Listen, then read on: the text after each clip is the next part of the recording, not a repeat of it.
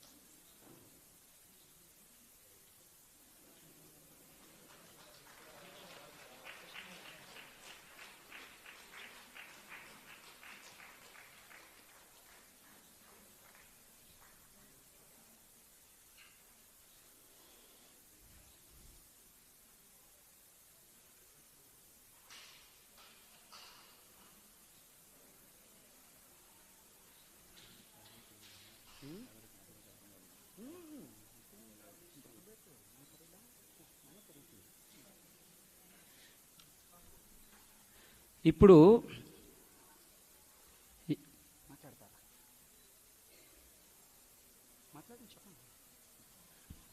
శ్రీ గణేశాయ నమః, శ్రీ సరస్వత్యై నమః, శ్రీపాదవల్లభ నరసింహ సరస్వతి శ్రీ గురు దత్తాత్రేయాయ నమః, శ్రీ గురు గణపతి సచ్చిదానంద సద్గురుభ్యో నమః, శ్రీ దత్త విజయానంద తీర్థ స్వామినే నమః, శ్రీ జయలక్ష్మీ మాత్రే నమః, శ్రీ నరహరి తీర్థాయ నమః. దిలీప్ నాకు ఆడబడుచు కొడుకు. వాళ్ళకి గురించి చెప్పాలి. దిలీప్ అంటే ఇక్కడ చదువుకున్నాడు, ఎవరికి వాడి గురించిన తెలియదు, పుట్టుపూర్వోత్తరాలు అవేను. చెప్పాలంటే గొప్ప సంపన్నుల కుటుంబం. ఇదంతా గొప్ప చెప్పుకునేందుకు చెప్పటం లేదమ్మా. నేను ఎలాంటి పరిస్థితుల్లో ఉన్న వాళ్ళని ఎలా తీసుకొస్తారు, స్వామి కరుణ ఎలాంటిది అనేది చెప్పడానికి మాత్రం. ఇదంతా గొప్ప కాదు, బూస్టింగ్ కాదు, ఇదంతా ఎవరినో మెప్పించడం కోసం కాదు. మా కుటుంబంలో జరిగిన యథార్థ సంఘటన. మహాసంపన్నులు. వాళ్ళ తాతగారు టెన్నిస్ క్రీడాకారుడు, ఇండియన్ ఎక్స్ప్రెస్, హిందూకి ఆయన మంచి జర్నలిస్టు, దుగ్గిరాల పూర్ణచంద్రరావు గారని.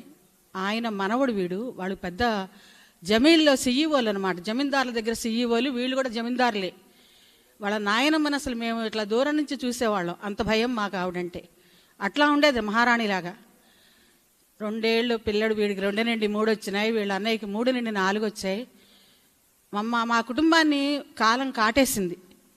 వాడు విమానాల్లో తిరగాల్సిన వాడు. మేము లోయర్ మిడిల్ క్లాస్ ఫ్యామిలీ మాది. మా అత్తగారు, మేము ఏదో ఉద్యోగం చేసుకుంటూ చిన్న చిన్న ఉద్యోగాలు బతుకుతున్నాం. మాకు విధి చిన్న చూపు చూసింది. వాళ్ళ అమ్మగారు ఒక పూసిన చెట్టులాగా ఉండేది. అంత అందంగా ఉండేది మా జ్యోతి, సీతా జ్యోతి అని వాళ్ళ అమ్మగారు. అసలు ఆ అమ్మాయిని ఎలా చూడగలము, ఈ పిల్లలు ఏంటి అనేది. సరే మా అత్తగారు, మా వారు, నేను మొత్తం వాళ్ళని తీసుకొచ్చేసాం. సరే వాళ్ళ మేనత్తులు లెఫ్టినెంట్ జనరల్. ఇందిరాగాంధీ టైంలో ఆయన మా భారతదేశ సర్వ సైన్యాధ్యక్షుడు చేశాడు, కొటికలపూడి కృష్ణారావు గారని. తర్వాత రిటైర్ అయిపోయిన తర్వాత కాశ్మీర్ గవర్నర్గా ఇచ్చింది ఇందిరాగాంధీ ఆవిడకి.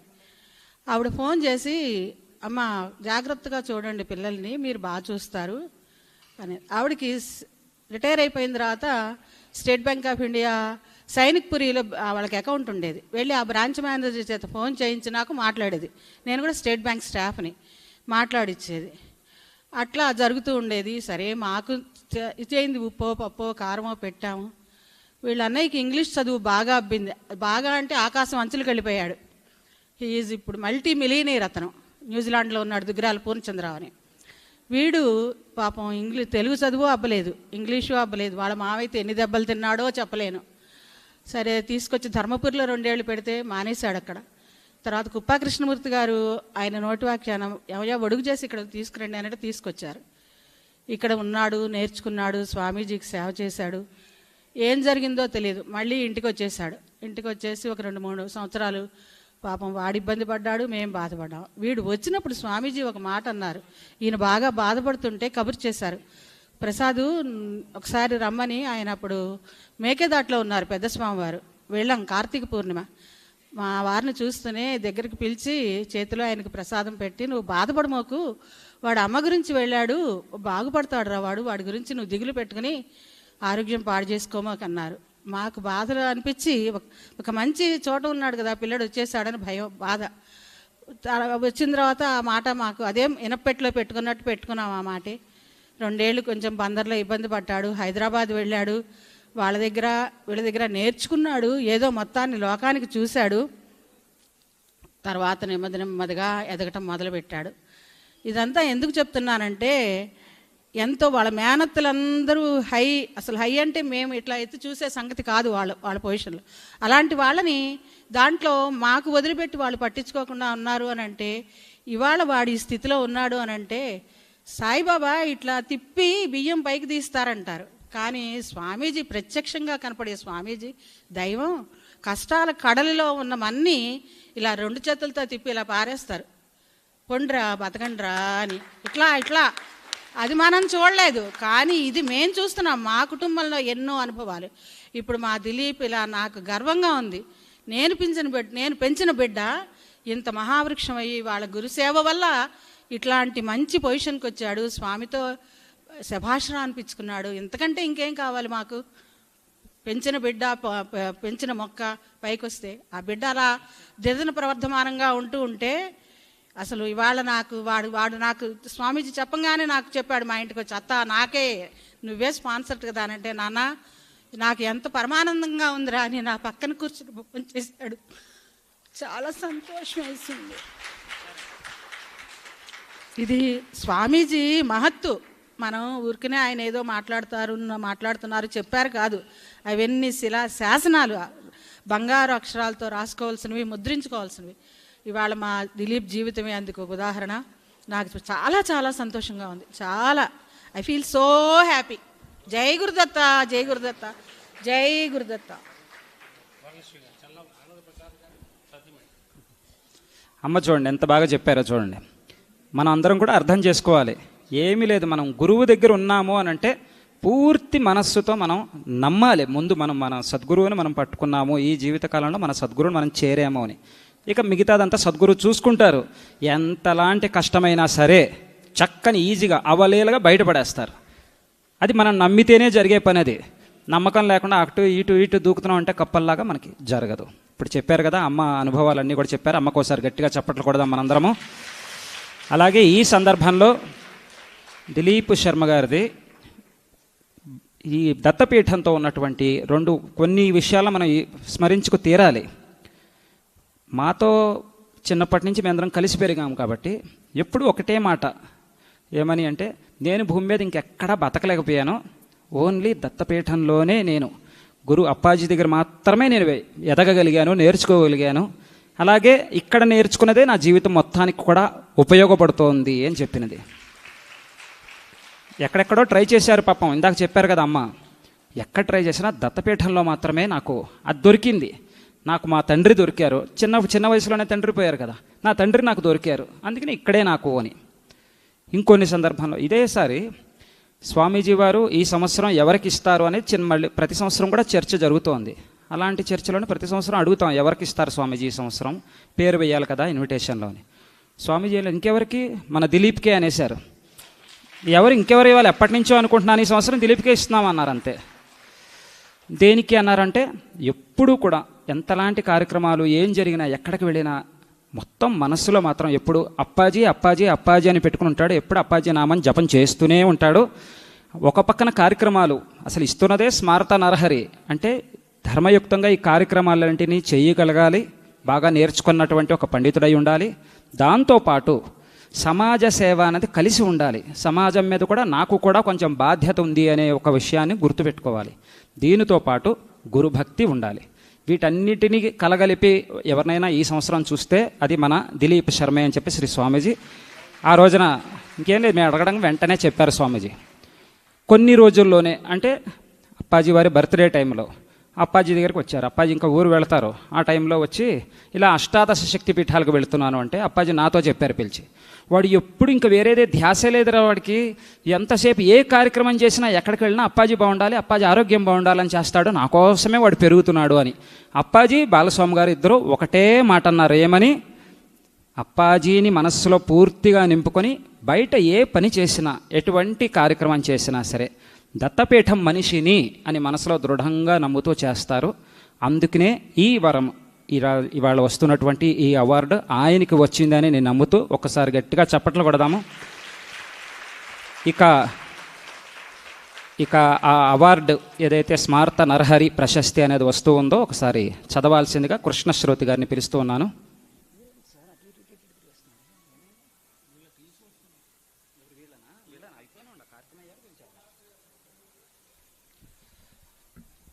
శ్రీ గురుదత్త, జయతు గురుదత్త. శ్రీమదవధూత దత్తపీఠం శ్రీ గణపతి సచ్చిదానంద ఆశ్రమ దత్తనగరం నీలగిరి మార్గ మైసూరు. ఇదమత్ర ప్రమాణీక్రియతే యత్ శ్రీమదవధూత దత్తపీఠాధీశ్వర జగద్గురు పరమపూజ్య శ్రీ శ్రీ శ్రీ గణపతి సచ్చిదానంద స్వామి శ్రీ కరకమల సంజాతానాం దత్తపీఠ ఉత్తరాధికారిణాం పరమహంస పరివ్రాజకాచార్యవర్యాణాం శ్రీ శ్రీ దత్తవిజయానంద తీర్థ స్వామిపాదానాం ఏకవింశతితమ చాతుర్మాస్య వ్రతదీక్షా స్వీకారోత్సవం పురస్కృత్య మైసూరు మహానగరే అష్టాదశ శక్తిపీఠ క్షేత్రే స్వస్తి శ్రీ క్రోధినామ సంవత్సరే శ్రీ నరహరితీర్థ స్వామినాం వార్షికారాధన మహాపర్వణి శ్రావణ శుద్ధ అష్టమ్యాం అగస్టమాసస్య 12 దినాంకే ఇందువాసరే స్మార్త విద్యా వైదిక ధర్మ రంగేషు కృతబహు పరిశ్రమాః భాగ్యనగర శుభంకరీదేవీ ప్రధానార్చకాః శ్రీమంతః శ్రీ దుగ్గిరాల యాజ్ఞవల్క్య దిలీప కుమార శర్మ మహోదయాః స్మార్త నరహరి ప్రశస్తి ప్రదాన పురస్సరం శ్రీ స్వామిపాదద్వయేన సానుగ్రహం సభాజితా ఇతి శం. కార్యనిర్వాహకः ప్రసాద శర్మ. శ్రీ కుప్పా వెంకట కృష్ణమూర్తి దత్తపీఠ విద్యాధికారి.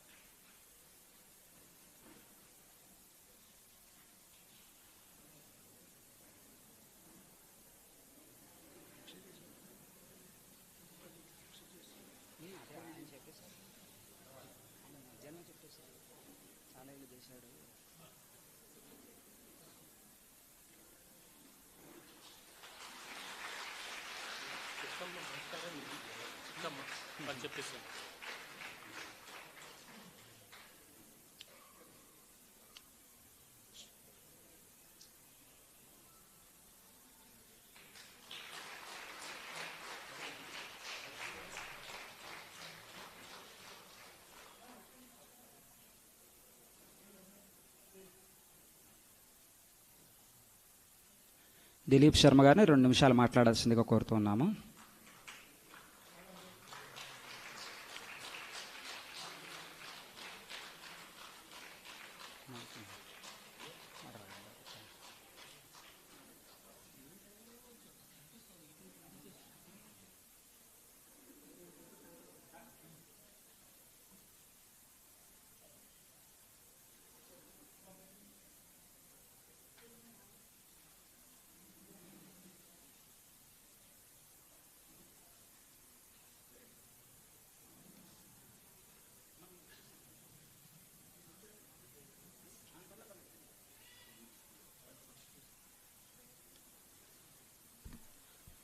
జై గురుదత్త. ఇప్పటిదాకా ఎవరెవరైతే గనక మా కుటుంబ సభ్యులు, నా మిత్రులు వీళ్ళందరూ కూడా మాట్లాడారు, అవన్నీ కూడా పూజ్య గురుదేవులు అప్పాజీ వారి దయతోనే జరిగింది అని ప్రత్యక్షంగా పరోక్షంగా కూడా ఎప్పుడూ కూడా విశ్వసిస్తూనే ఉంటాను.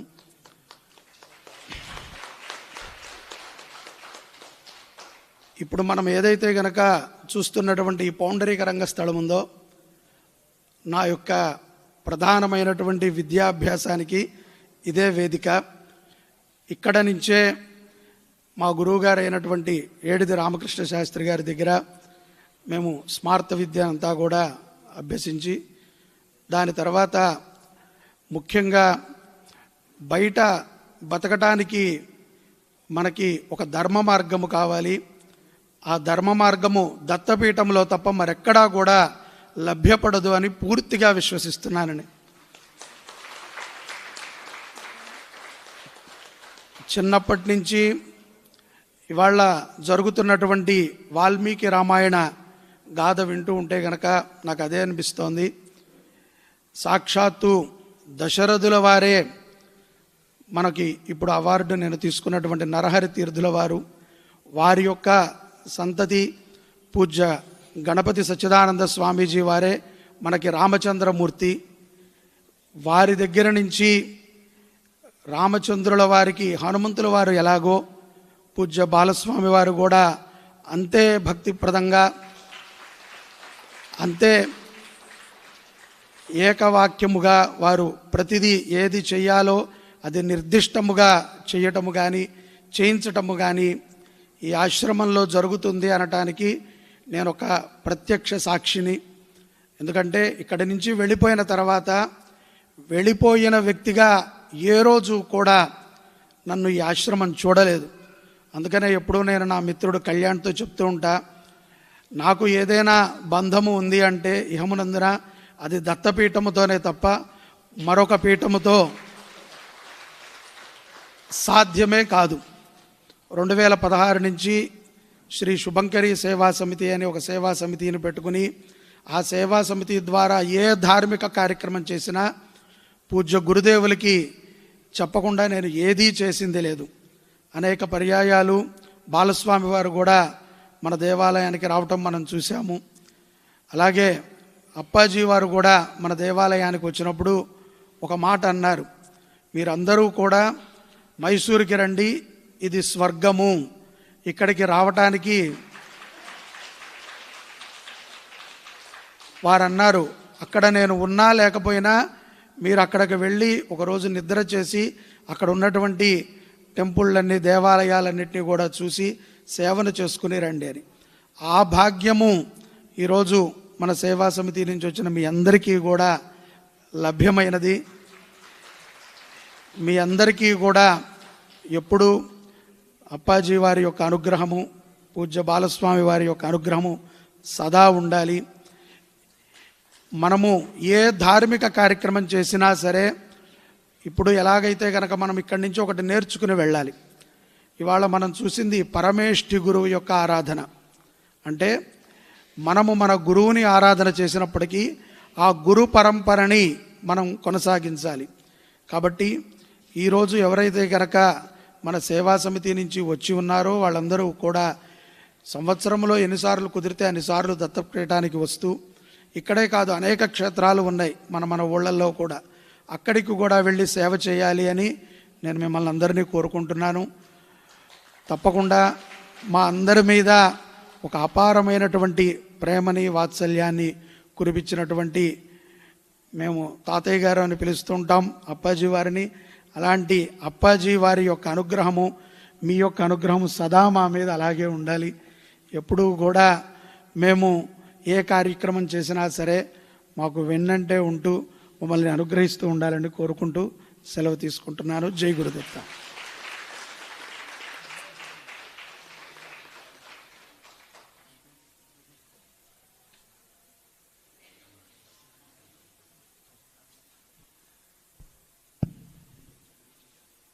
జై గురుదత్త. ಶ್ರೀ ಗುರುದತ್ತ. ಶ್ರೀ ನರಹರಿತೀರ್ಥಯತೀಶ್ವರಾಯ ನಮಃ. ಶ್ರೀ ನರಹರಿತೀರ್ಥಯತೀಶ್ವರಾಯ ನಮಃ. ಶ್ರೀ ಜಯಲಕ್ಷ್ಮೀ ಮಾತ್ರೇ ನಮಃ. ಶ್ರೀ ಗಣಪತಿ ಸಚ್ಚಿದಾನಂದ ಸದ್ಗುರುಭ್ಯೋ ನಮಃ.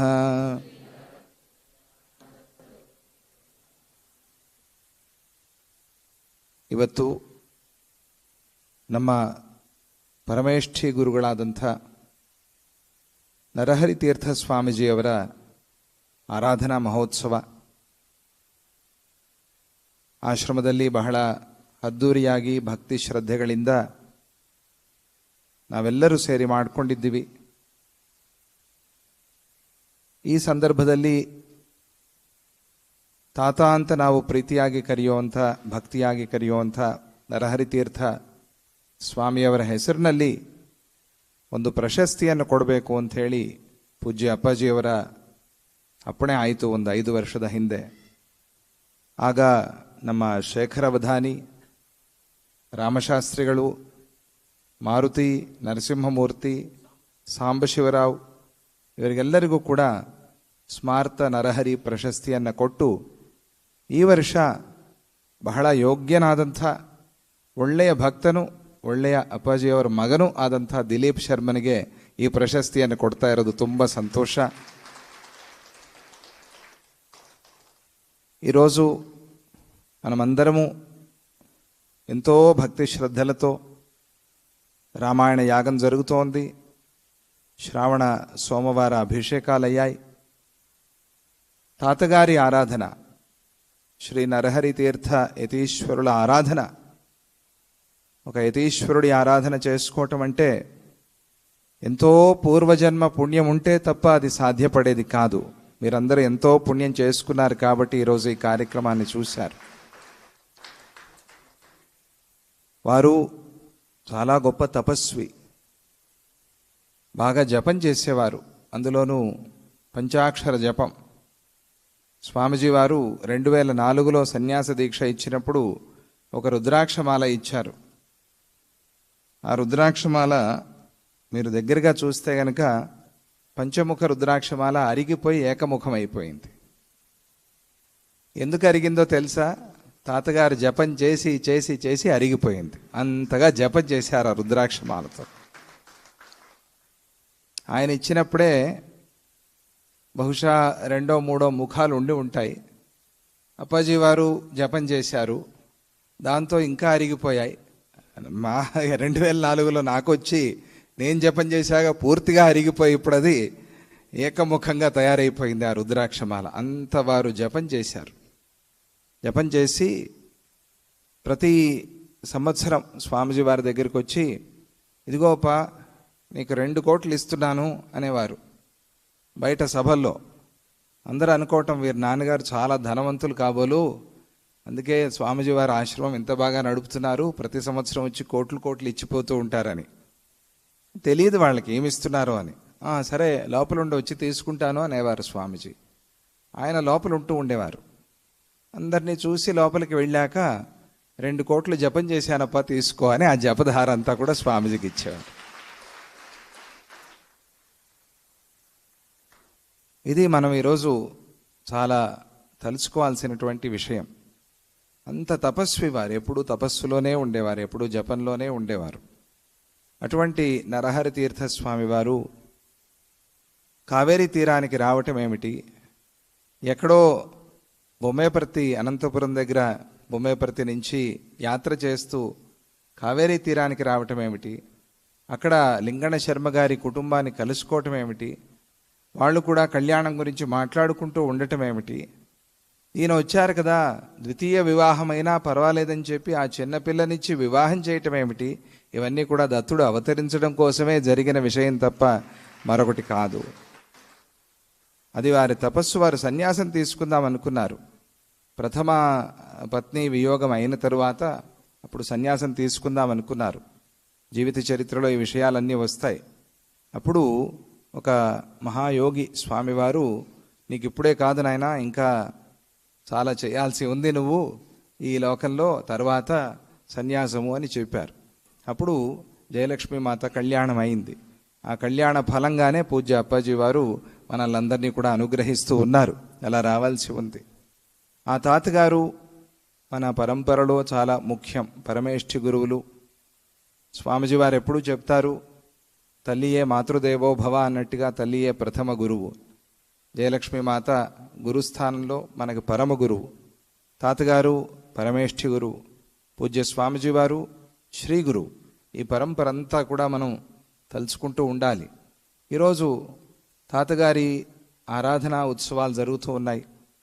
వారికి స్మార్తం అంటే చాలా ఇష్టం. చాలా పెద్ద పండితులైనప్పటికీ వారికి స్మార్త కార్యక్రమాలు చేయటము చాలా ఇష్టం. అప్పుడే ధర్మం నిలుస్తుంది అని చెప్పేవారు వారు.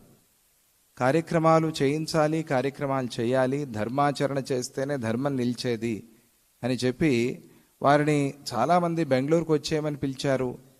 ఇంకా వేరే వేరే ఊళ్ళకి అనంతపురం వచ్చేయమని పిలిచారు. అక్కడ బాగా సంపాదన ఉంటుంది అని చెప్పారు. కానీ వారెప్పుడూ ఈ నగరాలకి పట్టణాలకి వెళ్ళిన వారు కాదు. పల్లెల్లోనే ఉండాలి, ఈ పల్లె జనంతోనే ధర్మాచరణ చేయించాలి అని చెప్పి ఆ చుట్టుపక్కల 4 పల్లెల కోసం బొమ్మేపర్తిలో ఉండిపోయిన మహానుభావుడు నరసింహశాస్త్రి గారు. అక్కడ ఎక్కువ సంపాదన లేకపోయినా సరే అక్కడే ఉండాలి అని చెప్పి అక్కడ ఉన్నవారు. ఇది స్వామిజీ వారికి బాగా తెలిసిన విషయం. బాల్యంలో స్వామిజీ వారు చూశారు. అందువల్ల వారికి స్మార్తం అంటే ఇష్టం. కాబట్టి ఈ స్మార్త కర్మలు ఎవరైతే చేయిస్తూ ఉన్నారో, ధర్మం కోసం లోకంలో ఎవరైతే పాటుపడుతూ ఉన్నారో వారికి స్మార్త నరహరి ప్రశస్తి ఇవ్వాలి అని చెప్పి స్వామివారి పేరు నరహరి తీర్థ యతీంద్రులు కాబట్టి స్మార్త నరహరి ప్రశస్తి అనేటువంటి ఆ నామంతో ప్రశస్తి ఇవ్వాలి అని స్వామిజీ వారు తీర్మానం చేశారు. 5 మంది ఆ ప్రశస్తిని తీసుకుని ఇప్పుడు మన దిలీప్ శర్మ 6వ వాడిగా ఈ ప్రశస్తిని తీసుకుంటూ ఉన్నాడు. ప్రొద్దున అక్కడ ఆరాధన అయిన తర్వాత అక్కడే ఇచ్చేస్తారా ప్రశస్తి అని మన కళ్యాణ్ అడిగాడు. కృష్ణమూర్తి కూడా అడిగారు. అడిగితే లేదు సాయంత్రం పౌండరీకాలోనే ఇవ్వాలి, దానికి ఒక కారణం ఉంది అని. ఏమిటి కారణం అంటే తన పాఠశాల ఇక్కడే ప్రారంభమైంది. దిలీప్ కుమార్ శర్మ పాఠశాల ప్రారంభమైందే ఇక్కడ. మన ఏడిద రామకృష్ణ శర్మ గారు చాలా గొప్పగా సేవ చేశారు. వారు కూడా ఆశ్రమంలో, వారి పిల్లలు కూడా ఇప్పుడు ఆశ్రమంలో సేవ చేసుకుంటున్నారు. వారు ఇక్కడ పిల్లలందరినీ కూడా తయారు చేశారు. ఇప్పుడు దిలీప్ కుమార్ని కూడా ఇక్కడ చేర్చారు స్వామిజీ. ఆ పేరుకు తగ్గట్టుగానే గురుభక్తితో ఉన్నవాడు దిలీప్ కుమార్ శర్మ. అది మాత్రం నేను చెప్పగలను. ఎందుకంటే రఘువంశంలో దిలీప చక్రవర్తి గురించి ఒక కథ వస్తుంది. సంతానం లేదని చెప్పి వశిష్ఠుల వారి దగ్గరికి వెళ్తాడు దిలీప చక్రవర్తి. వెళ్తే అంత పెద్ద చక్రవర్తి వచ్చాడు అని కూడా లెక్క చేయకుండా వశిష్ఠ మహర్షి ఆయనకి ఇచ్చిన పని ఏమిటంటే గోశాలలోకి వెళ్ళి పేడ ఎత్తమన్నారు. ఇదే ఆయన చెప్పిన మాట. గోశాలకు వెళ్ళి పేడ ఎత్తు, ఆ గోవులకు సేవ చేయి అన్నారు. మారు మాట్లాడలేదు దిలీప్ చక్రవర్తి. 2వ మాట, నేనా గోశాల ఈరోజా రేపా, ఆ మాట అనగానే అక్కడి నుంచి దండం పెట్టి వచ్చేశారు. గోశాలకు వెళ్ళారు. సేవ చేస్తూ ఉన్నారు. ఎంతకాలం చేయాలి ఏమీ అడగల, చెయ్యాలంతే. అలా చేస్తూ ఉన్నప్పుడు ఆ దిలీప్ చక్రవర్తి కథ అది చాలా పెద్దది. అక్కడ గురువుల అనుగ్రహంతో ఈశ్వరుడి దర్శనమైంది దిలీప చక్రవర్తికి. అది గురుభక్తి, దిలీప చక్రవర్తి చూపించిన గురుభక్తి. అటువంటి భక్తినే మన దిలీప్లో కూడా నేను చూశాను. ఎలా అంటే ఏదో ఆశ్రమం నుంచి వెళ్ళిపోయాడు, ఎవరంటున్నారో నాకు తెలియదు, ఎప్పటికీ వెళ్ళలేదు. తను ఎప్పటికీ ఆశ్రమం వాడే, ఆశ్రమంలోనే ఉన్నాడు. ఆశ్రమం తరఫున బయట సేవ చేస్తున్నాడు అంతే. ఎప్పటికీ అవధూత దత్తపీఠం పిల్లవాడే దిలీప్ కుమార్ శర్మ, అందులో సందేహమే లేదు. అందువల్లే బయట చాతుర్మాస్యాలు జరుగుతూ ఉన్నా కూడా హైదరాబాద్లో రావచ్చుగా. మన చాతుర్మాస్యం జరిగినప్పుడు అక్కడ రాలా. ఎందుకు మైసూరులోనే వస్తోందంటే ఎప్పటికీ నువ్వు మైసూరు వాడివే అని చెప్పేందుకే అప్పాజీ వారు ఇక్కడే ఇప్పిస్తున్నారు. అది విశేషం. ఇక్కడ చదువు పూర్తి చేశాడు. తర్వాత చదివాక అందరూ పిల్లలు, ఆ యువకులు ఆ వయస్సులో సంపాదన వెళ్ళాలి అని ఉంటుంది. కానీ అప్పాజీ వారి దగ్గర సేవ చేయాలి అని అన్నారు. ఎక్కడ? వంటింట్లో భిక్ష. అదృష్టం మహాభాగ్యం అని భావించి స్వామిజీ వారి దగ్గర ఉండి స్వామిజీకి భిక్ష చేసి పెట్టే ఒక భాగ్యం వచ్చింది దిలీప్కి. అది సామాన్యం కాదు.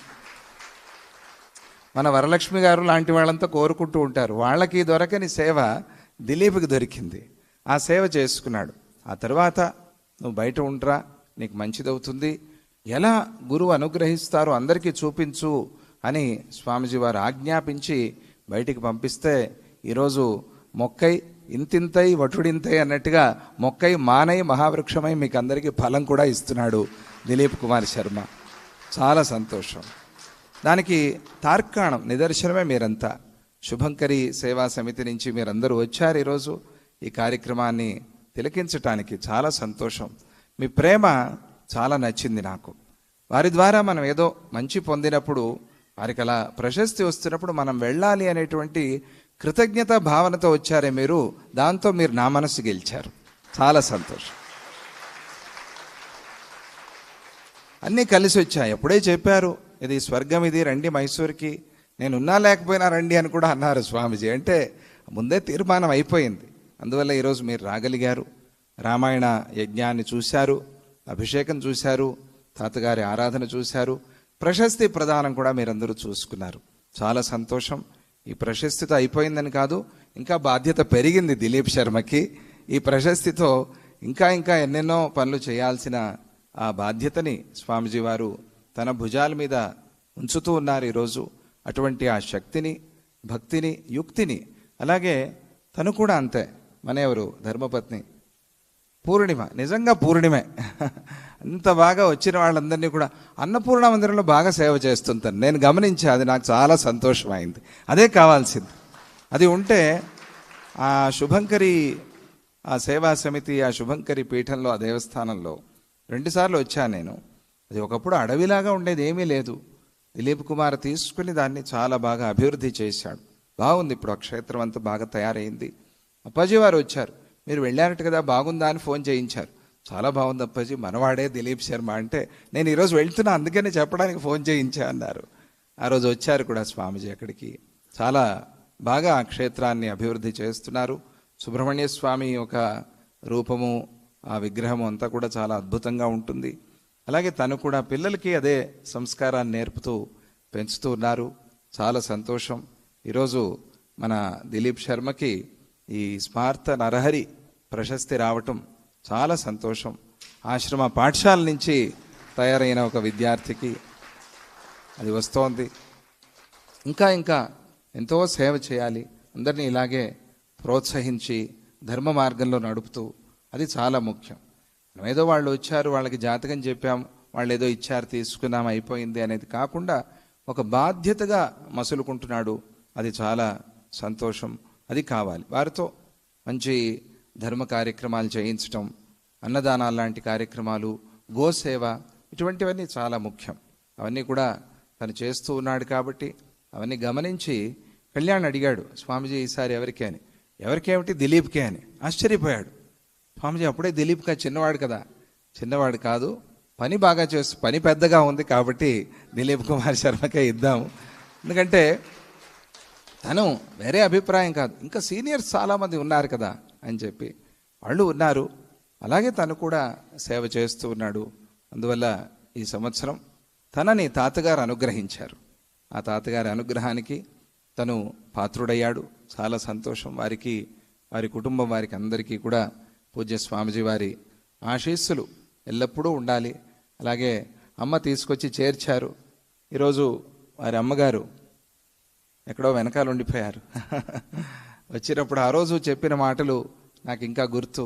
మా వాడు బాగా తయారవుతాడా, నాకు బాధ్యత ఇచ్చి వెళ్ళారు, మీరు అప్పుడప్పుడు చూస్తూ ఉండాలి మా వాడిని. అలాగే అమ్మ, నేను చూస్తూ ఉంటాను. మా వాడు బాగా చదువుతున్నాడా, అప్పుడప్పుడు అడుగుతూ ఉండేదమ్మా. బాగా చదివాడమ్మా, అందుకనే ప్రశస్తి వచ్చింది. గురువు మనస్సు చదివాడు, అది కావాల్సింది, అన్నిటికన్నా ముఖ్యమైనది. అమ్మ చాలా ఆనందిస్తోంది ఈరోజు. చాలా సంతోషం. అదే కదా కావాల్సింది. పిల్లల నుంచి పెద్దలు అదే కదా కోరుకునేది. అట్లా ఆ సాధన చాలా మంచిది. చాలా సంతోషం. ఈరోజు ఆ తాతగారి అనుగ్రహం తనకు కలిగింది. బాగా చక్కగా కార్యక్రమం చేశారు నాయన కృష్ణమూర్తి. నీతో పాటుగా అందరూ కలిసి ఈరోజు ఎవరెవరైతే తాతగారి ఆరాధనలో సేవ చేసుకున్నారో మీకు అందరికీ తాతగారి పరిపూర్ణమైన ఆశీస్సులు ఉంటాయి. అందులో ఎటువంటి సందేహము లేదు. జై గురుదత్త. మనం విన్నాం కదా, బాలస్వామి గారు మాట్లాడినటువంటి అమృత వాక్యాలను విన్నాము. మనము ఎంతో ముగ్ధులమై ఉంటాం. ఈ ప్రేమకే ఆశ్రమంలో మనము ఏ సేవ చేసినా పూజ్య గురుదేవుల యొక్క అనుగ్రహము అంతే ప్రేమగా ఉంటుంది. కాబట్టి ధర్మ పీఠము ఏదైనా ఉంది అంటే అది దత్తపీఠము. పూజ్య గురుదేవులు ఇందాక చెప్పినట్టుగా ఈ పౌండరీక రంగస్థలంలో మా యొక్క విద్యాభ్యాసం అంతా అయినప్పటికీ కూడా స్నేహితులు, మిత్రులు వీరందరూ కూడా నిరంతరము కూడా సహకరిస్తూ ఉండేవారు. కృష్ణ, విజయ్ కృష్ణ, అలాగే కళ్యాణ్ శర్మ వీళ్ళందరూ కూడా ఎప్పుడు నేను బయటికి వెళ్ళినా కూడా నన్ను పర్యవేక్షిస్తూ నాకు అద్భుతమైనటువంటి సలహాలను ఇస్తున్నారు. ఇంత మనము సేవా సమితి నుంచి వచ్చాము, 3 రోజులు ఇక్కడ ఉన్నాము. మా యొక్క చిరు కానుక సేవా సమితి నుంచి పూజ్య బాలస్వామి గారి చాతుర్మాస్యం సందర్భంగా దేవాలయ సభ్యులందరము కలిసి స్వామివారికి ఒక చిన్న కానుకను ఇస్తున్నాము. అందుకని స్వామివారు అంగీకరించవలసిందిగా కోరుతున్నాం. ఆ యొక్క కానుక చాతుర్మాస్యంలో అన్నదానానికి వితరణ చేయవలసిందిగా మనస్ఫూర్తిగా కోరుతున్నాం.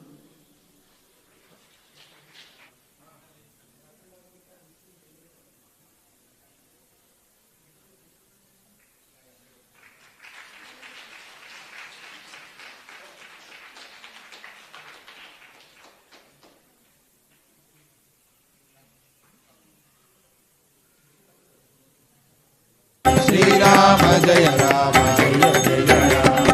జయ జయ రామ జయ జయ రామ జయ రఘురామ జయ రఘురామ జయ శ్రీరామ జయ శ్రీరామ సీతారామ సీతారామ సచ్చిదానంద సచ్చిదానంద జయ జయ రామ జయ జయ రామ శ్రీరామ జయ రామ జయ జయ రామ శ్రీరామ జయ రామ జయ జయ రామ శ్రీరామ జయ రామ జయ జయ రామ శ్రీరామ జయ రామ జయ జయ రామ శ్రీరామ జయ రామ జయ జయ రామ శ్రీరామ జయ రామ జయ జయ రామ జయ జయ రామ జయ జయ రామ జయ రఘురామ జయ రఘురామ సీతారామ సీతారామ జయ శ్రీరామ.